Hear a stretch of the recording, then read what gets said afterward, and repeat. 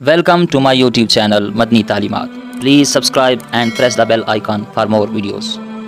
بسم اللہ الرحمن الرحیم. معزز سامعین کرام، آج کی اس ویڈیو میں آپ کو نماز عید الفطر کا پریکٹیکل طریقہ بتاؤں گا، یعنی پڑھ کے دکھاؤں گا کہ یہ نماز کس طرح ادا کرنی ہے، اس کی نیت کیسے کرنی ہے، اس میں جو تکبیرات پڑھی جاتی ہیں وہ کتنی ہیں اور کب کب پڑھنی ہے.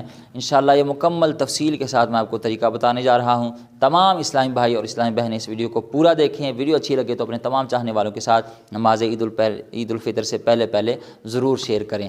یاد رکھیں سب سے پہلے ایک بات، یہ خواتین کے لیے ضروری ہے، یہ پہلی بات، اور بعد میں انشاءاللہ یہ دونوں کے لیے، مرد و خواتین دونوں کے لیے ویڈیو ہے، لیکن پہلی بات خواتین کے لیے ضروری ہے. یہ بات سمجھ لیں کہ یہ نماز جو ہے یہ عورتوں پر واجب نہیں ہے.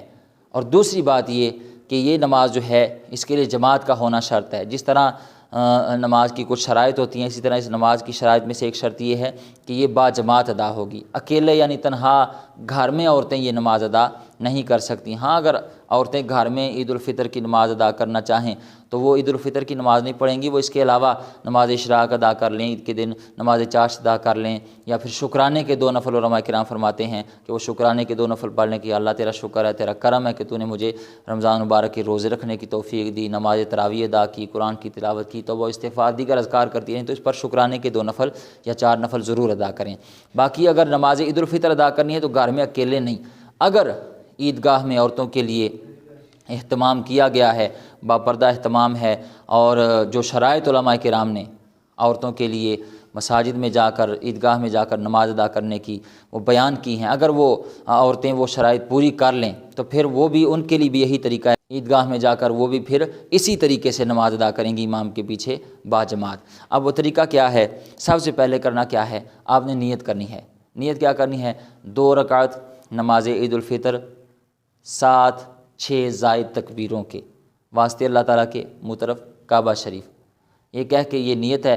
یاد رکھیں زبان سے کہنا مستحب ہے، اصل چیز ہے نیت دل کے پختہ ارادے کا نام ہے. یعنی دل میں ارادہ موجود ہے، پختہ یقین، پکا ارادہ ہے، تو بس یہی کافی ہے. زبان سے نہ بھی کہیں گے تو پھر بھی نیت ہو جائے گی، لیکن زبان سے کہنا مستحب ہے، بہتر ہے کہہ بھی لیں گے تو ٹھیک ہے انشاءاللہ. آگے چلیں. آگے جب اب نیت کر لی ہے تو نیت کرنے کے بعد ہم نے کیا کرنا ہے؟ تکبیر تحریمہ اللہ اکبر کہہ کر ہم نے نماز شروع کرنی ہے. ٹھیک ہے جی. اب ہم امام کی اقتداء کریں گے، ٹھیک ہے نا، چونکہ نماز با جماعت ادا کی جاتی ہے، امام کے پیچھے پڑھنی ہے. تو اس میں تکبیر تحریمہ میں بہت سارے لوگ ایک غلطی کر جاتے ہیں. امام صاحب نے ابھی ہاتھ اللہ اکبر کہا نہیں تو کچھ لوگ پہلے ہی جو ہے نا وہ امام صاحب سے پہلے ہی نماز نیت لیتے ہیں، نماز کو شروع کر لیتے ہیں، تکبیر تحریمہ کر لیتے ہیں. تو یاد رکھیں اگر اس طرح کوئی کرتا ہے نا کہ امام سے پہلے ہی وہ تکبیر تحریمہ کہہ کے نماز شروع کر لے تو اس کی نماز نہیں ہوگی، اس کی نماز سرے سے شروع ہی نہیں ہوگی. تو وہ ایسے ہی بس کھڑا ہے، اس کی نماز نہیں ہوگی. نماز عید الفطر امام کے پیچھے با جماعت ادا کرنا ضروری ہے. تو امام کے پیچھے تب بھی ہوگی جب امام تکبیر تحریمہ کہہ لے، ہاتھ باندھے، تو پھر اس کے بعد آپ تکبیر تحریمہ کہہ کر ہاتھ باندھ لیں. اب کیا کرنا ہے؟ سب سے پہلے آپ نے پڑھنی ہے ثنا، سبحانک اللہم و بحمدک و تبارک اسمک و تعالی جدک ولا الہ غیرک. یہاں تک پڑھ کے اب کیا کرنا ہے؟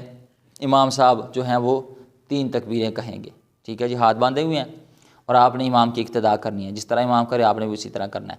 امام صاحب کہیں گے، ہاتھ باندھے ہوئے ہیں، ثنا پڑھ لی ہے تو ہاتھ باندھ کے اب کیا کرنا ہے؟ اللہ اکبر کہہ کر ہاتھ پھر چھوڑ دینے، پھر اللہ اکبر کہہ کر ہاتھ چھوڑ دینے، پھر اللہ اکبر کہہ کر ہاتھ باندھ لینے.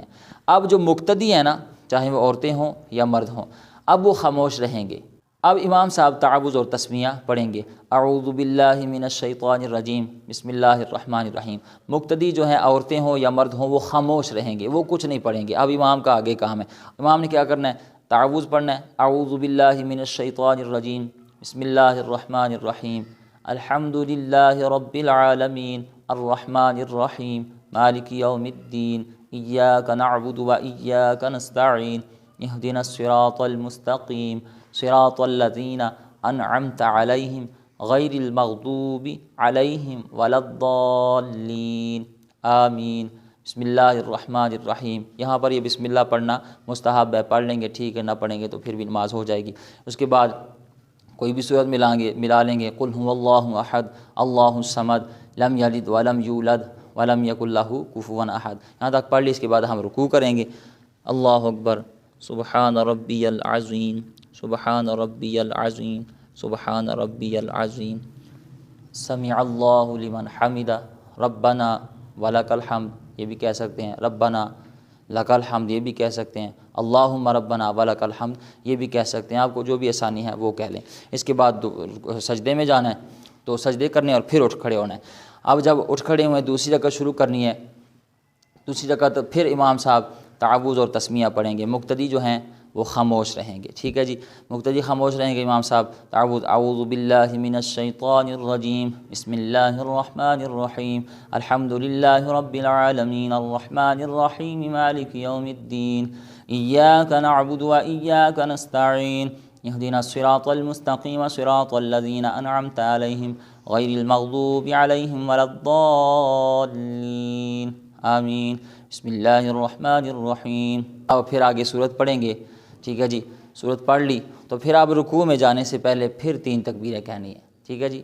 پہلی رکعت میں کیا تھا، ثنا کے بعد 3 تکبیریں کہی تھی، اب رکوع میں جانے، دوسری رکعت میں رکوع میں جانے سے پہلے ہم نے 3 تکبیریں کہنی ہیں، یعنی سورت پڑھ لی ہے تو اب کیا کرنا ہے، اللہ اکبر ہاتھ چھوڑ دینے، پھر اللہ اکبر ہاتھ چھوڑ دینے، پھر اللہ اکبر، یہ 3 تکبیر ہو گئی۔ اب چوتھی تکبیر کہہ کے ہم نے رکوع میں چلے جانا ہے، اللہ اکبر سبحان ربی العظیم سبحان ربی العظیم سبحان ربی العظیم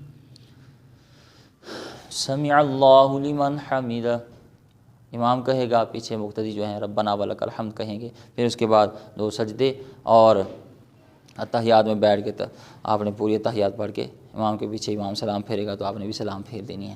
یہ اس نماز کا طریقہ ہے، امید ہے آپ بات سمجھ گئے ہوں گے۔ اللہ تعالی ہمیں سمجھنے کی، عمل کرنے کی توفیق عطا فرمائے۔